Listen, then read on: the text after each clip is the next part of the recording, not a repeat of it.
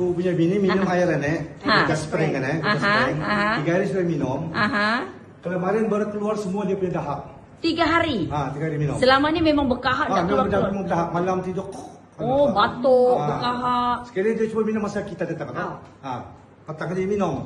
Jadi So paginya habis keluarnya. Masya Allah. Itu hijau lus tu. Kita tadi pagi hinggo. Sihat sudah yang yang minum ini alhamdulillah hinggo. kita mana obat kami minum. Obat itu beli betul tak? Obat tak? Alhamdulillah.